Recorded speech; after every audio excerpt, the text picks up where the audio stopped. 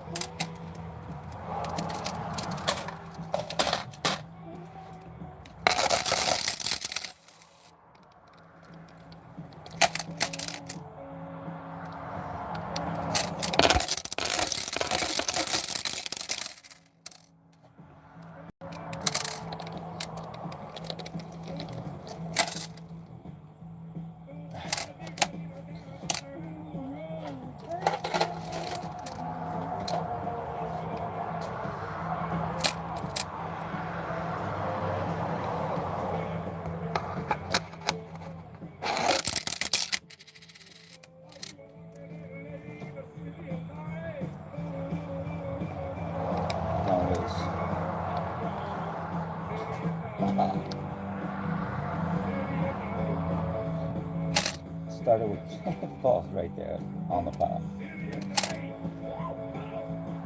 Started with $20 in nickels, and that was the last one. So with that, I got whatever's in this drawer. I'm not gonna count. And I got an 83 roll and a 69 roll of pennies. So there's 83. It's probably best known for transitional error. It can be worth some money if it's found in the right condition.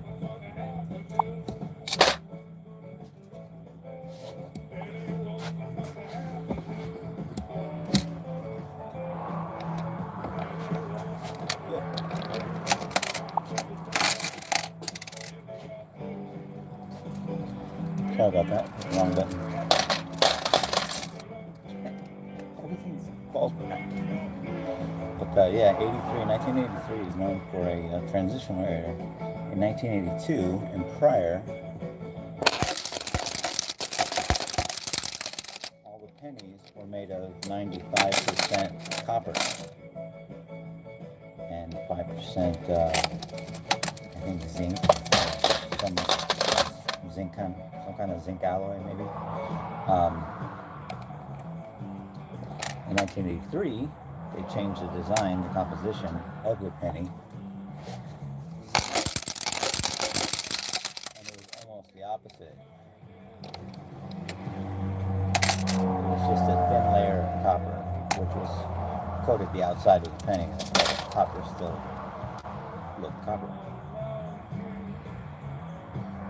But in 1983, the mints,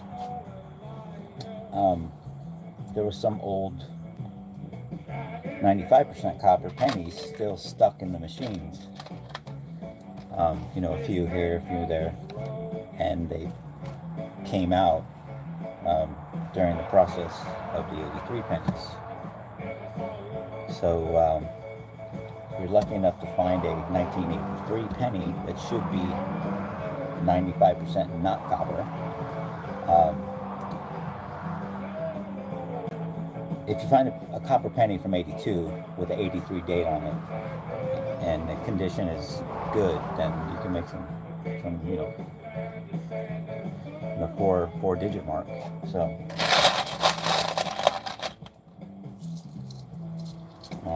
no matter what, actually, if you got an 83 copper, I mean, depending on obviously conditions, everything, but it's still valuable. It's still worth some money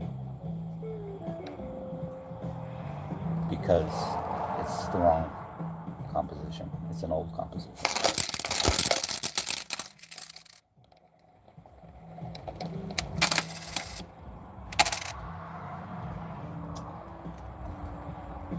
So, but I won't know any of those until I pull them out, examine them, weigh them. That's the only way to really tell. Is to weigh each penny. I mean, sometimes you can look at them if you've been doing it for a while. You can tell that it's copper. You can tell it's an old penny, an older penny. I mean, it's got the weight on it. Nice. Okay. Yeah, so that's how you tell. Get the scale out and weigh them. If you get a penny from 1983, till now actually, that weighs 3 grams, then you found one. Any date for that matter. From 1983 till now, you find any penny that weighs 3 grams, you more than likely have a 4-digit payday.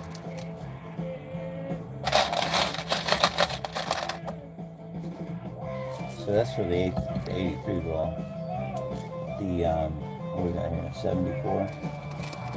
I don't really know too much about the 74. 74, so what do I know about 74? I know they had some trial planchets. I know there was a big thing about an aluminum 1974 penny. I think they made, the mint made X amount of them, and actually, I don't know, don't quote me, but I believe the story is that they only made a handful, and I think the director or somebody in the mint passed them out. 2 friends, colleagues, I guess, and they were aluminum. And long story short, they ended up, weren't supposed to be passed out, and they had to be destroyed. And if you had an aluminum penny, it was actually illegal. So I guess it was stolen property, I guess. That's how they treated it, I think. But I think 1 or 2 surfaced eventually on the black market, or the second party market, private market, and it went for a lot of money. It went for a 5-digit, I think, 5-digit payday. But it's illegal to own anyway, so it all has to be hush-hush. So, I mean, what good is that if you have to have something that's hush-hush? You're not going to see any real value anyways. If you got to deal with some... When you have a hush-hush item, when you want to sell it, you got to sell it to hush-hush people. So...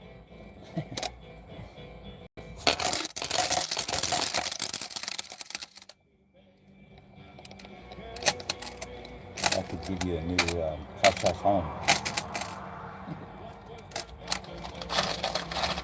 I'd be into that sort of thing. So I think that's about the gist of 74, from what I know about 74s. Oh no, I'm wrong. There was I think a company or a guy or somebody that bought a whole bunch of 1974s and saved them. They're all in right from the mint kind of condition. And a couple of years ago they surfaced and he was selling them. So it's actually not very hard to find a just minted, uncirculated 1974 penny. Because a couple of years ago, they resurfaced and we started selling them. So it's pretty easy to get a 1974 good-looking penny. They're not very expensive either because apparently he had a lot of them and he kind of flooded his own market and killed the value himself. So it's kind of backfired.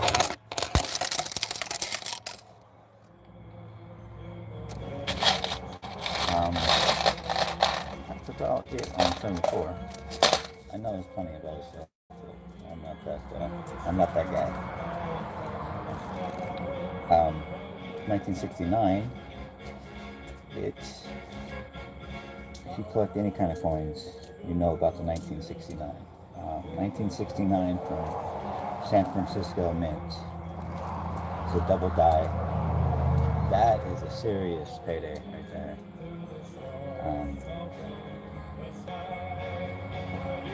So that's what this roll, 1969, you have to look forward to, or you have to look for it. Not only you have to find one, you have to find one in great condition, or any condition for that matter, is still worth some money, some good money, because that's how wanted that penny is. So you'll make some money if you have some kind of payday, if you have a 69S double die.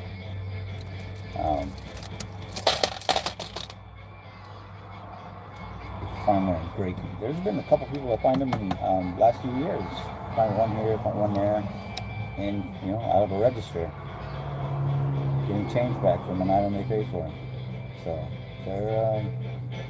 they're elusive, but they're out there. Same with the 83s. They're out there.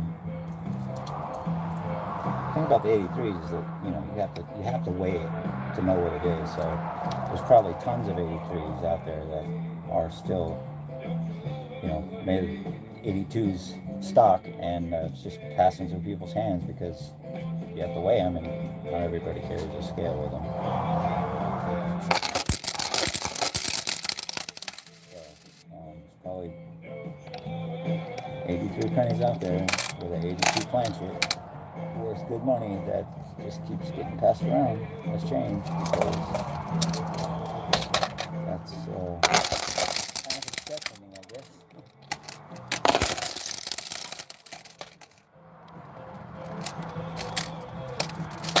Also, the 1969 from Denver, on the back of it,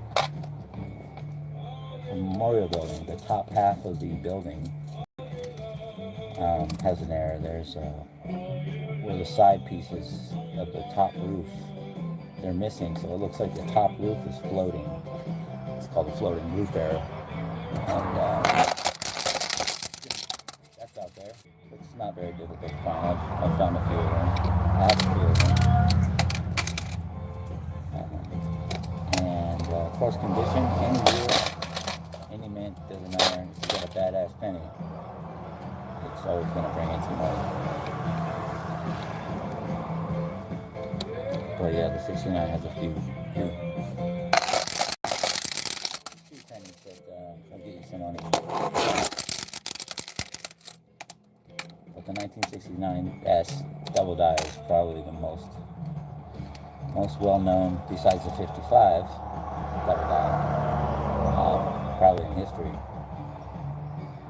That's the penny everybody chases. That's the penny is responsible for a lot of people getting into collecting coins.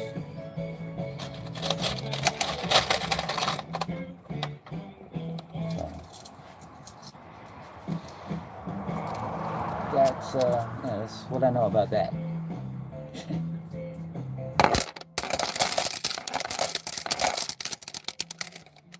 No, it's gonna be off or something. I don't know. I got these 1958, 1972, and that's 72, but almost ready.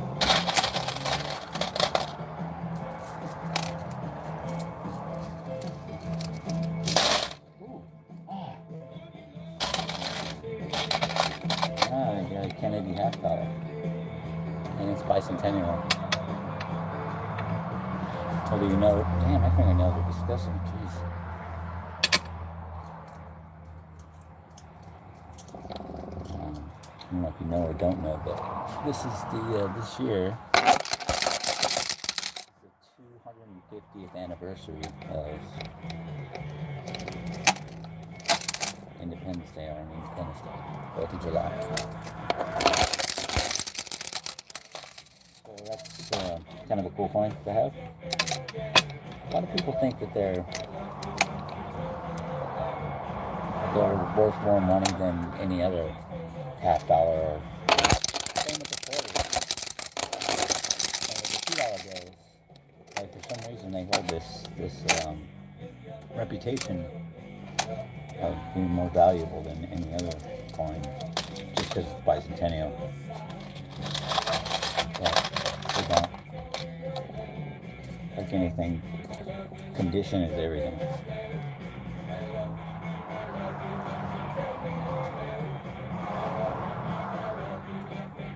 So, like the drummer boy on the back of the quarter, that's bicentennial also, and it doesn't hold any more value than any other quarter. Although, if you took like if you took a bicentennial $50 in, say, MS69, which is a great, like a highly nice coin, and you took an MS69, say 1977 $50, I'm pretty sure the bicentennial would probably be more valuable. If you matched them up like that, I guess, yeah, it would probably be more valuable.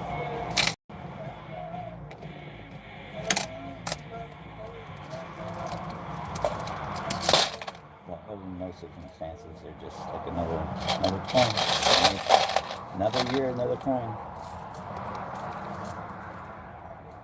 So, just don't do this with your coins, because this is not making the condition any better.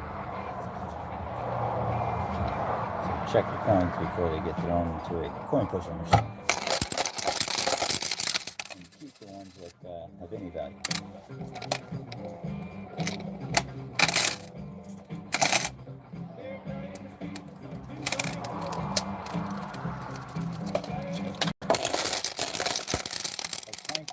And laundry mats. They are two scenarios that coin collectors don't really like.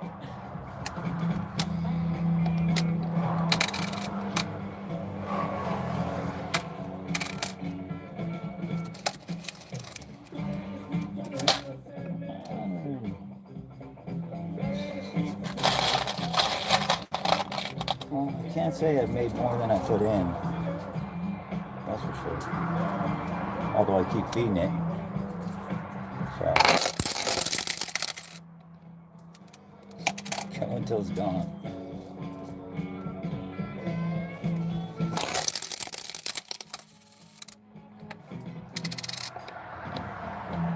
There was a dime in here, a silver dime. I don't see it now. I don't know where it is. I know I saw a silver dime. But that's actually real silver dime, so it has value.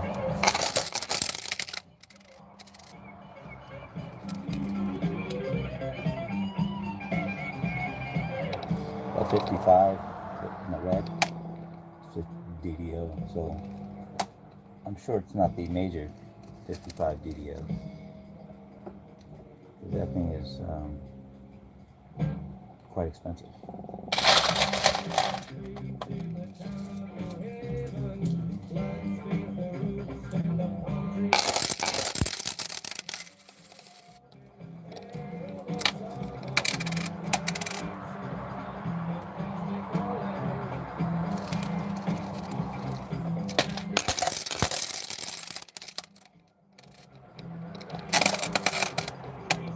Every time I drop a couple of nickels, it's 50 cents.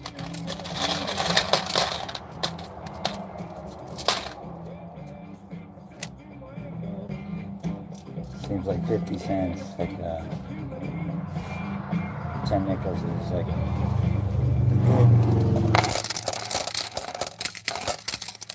good amount.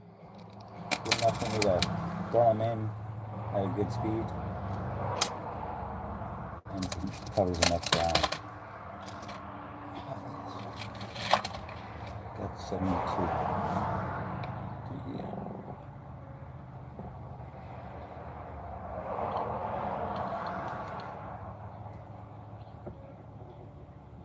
Sorry, I hope that's in focus. My phone is in a weird spot, so there's no way I can type anything on it. So if anybody's saying anything, I can't even read what it says. So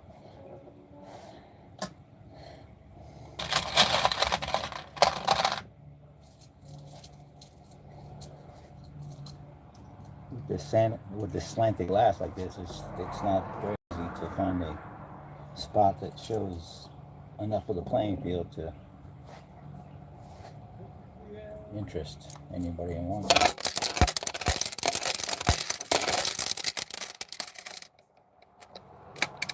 So it's kind of just there.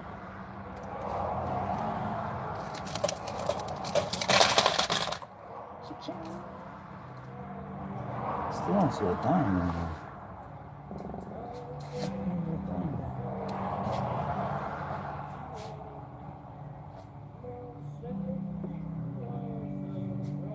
Last night I was playing this and there was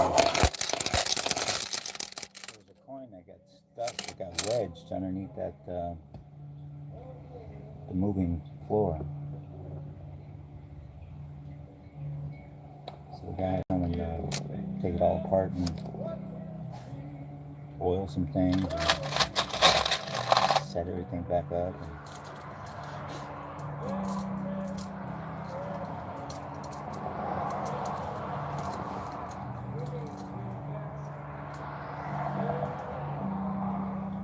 Set it up just to knock it down again.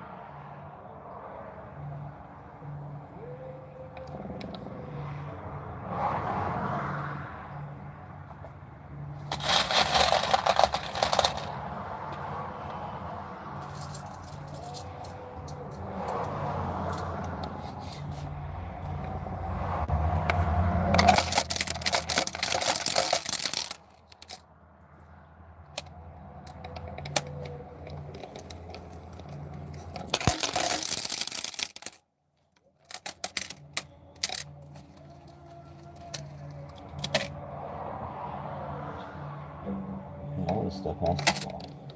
I can't even see the ledge. It's like a car accident.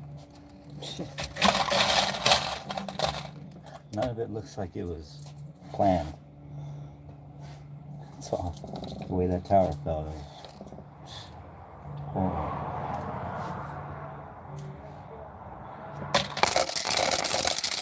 This is like the third time we've seen the tower's fallen back.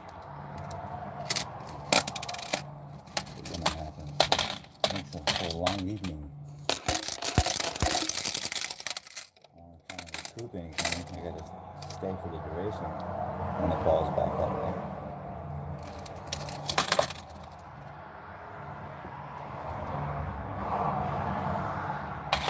$1984.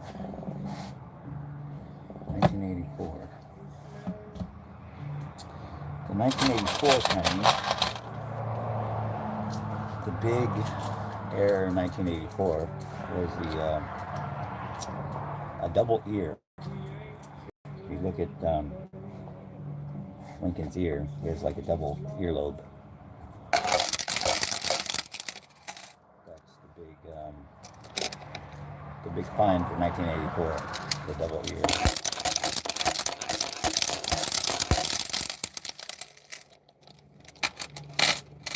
But they're kind of common actually. However, whether it's common or not, if you find one in really nice condition, you can bring, $200, $300. So, even $100, doesn't matter. I'll trade a penny for $100 all day, every day.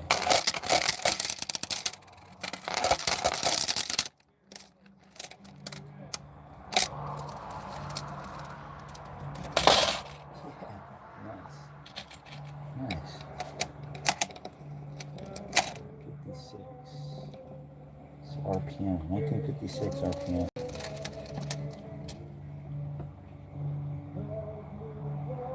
If you look at right here, the way these D's are, that's what the D on the penny is supposed to be.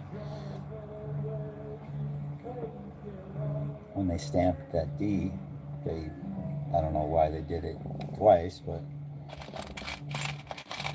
they tried to stamp it again, re-stamp it again, and I guess they was slightly off, and that's what the D's look like. Should only be one, but it's called a repunched mid-mark. That's what RPM stands for. A lot of points have RPMs, repunched mid-marks.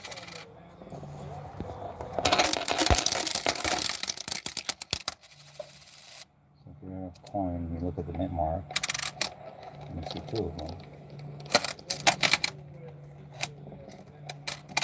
It's an error. Usually. You might want to hold on to it and look further into it.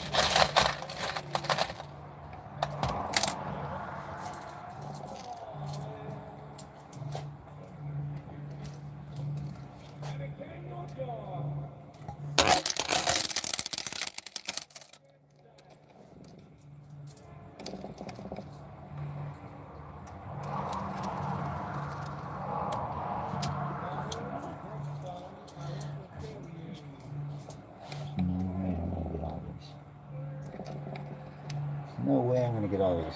No way. Ooh, maybe I can knock that thing off.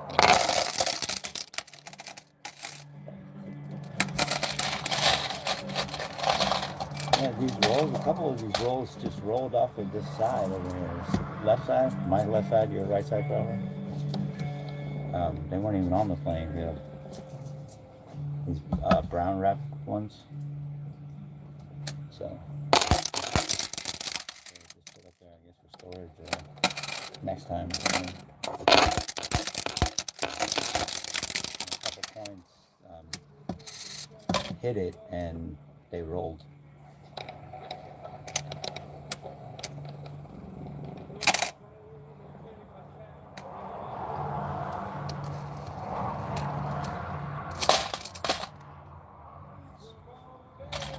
Another 50-cent piece. This is another, actually I got two more. I got three total. Buck and a half.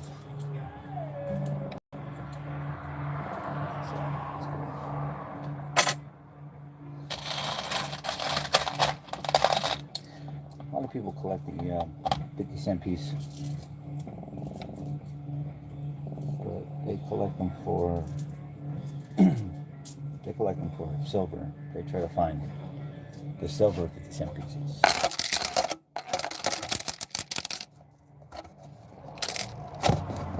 So if you ever see a 50-cent piece and the side doesn't have any copper, it's not two-toned like most of them, then it's all silver.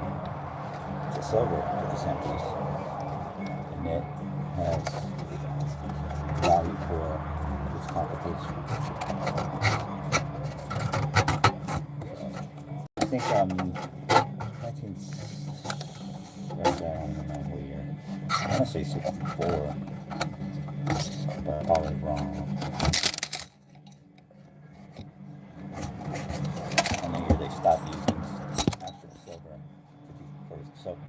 50s. I know the nickel or the dime. Yeah. Not the nickel. I'm sorry. Not the nickel. The quarter. I think, right? Stick in there. That's gonna present a problem. Oh, this knife's gonna be cut early. Shit, that sucks.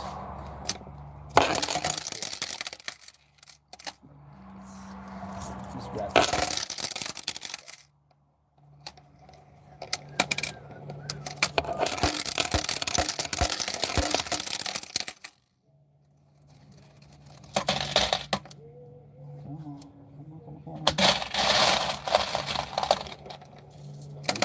Get some gas money.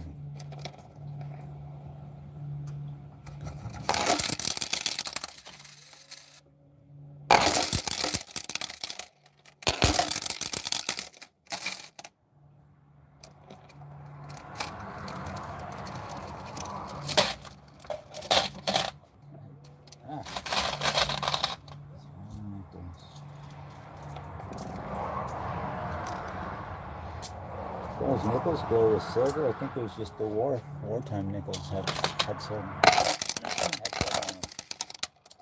Which is 42, I think 42? Yeah, 42, 43, 44, or 40, yeah, something like that.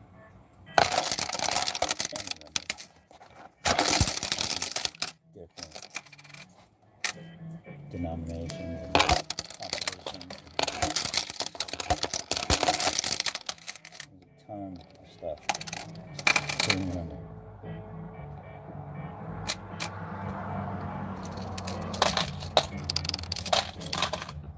What we got? 1970.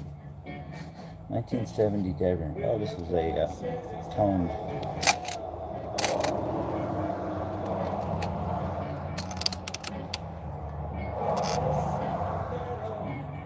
Yeah, it's upside down.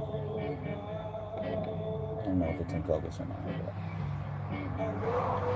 that's pretty cool. It's like Grateful Dead. You know who Grateful Dead is?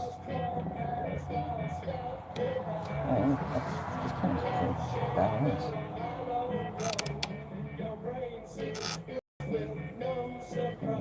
Wow. That's a cool looking penny. There's a cartwheel and everything.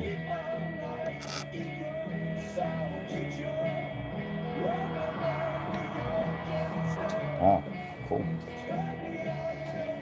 I'll get something to drink. Excuse me, intermission time.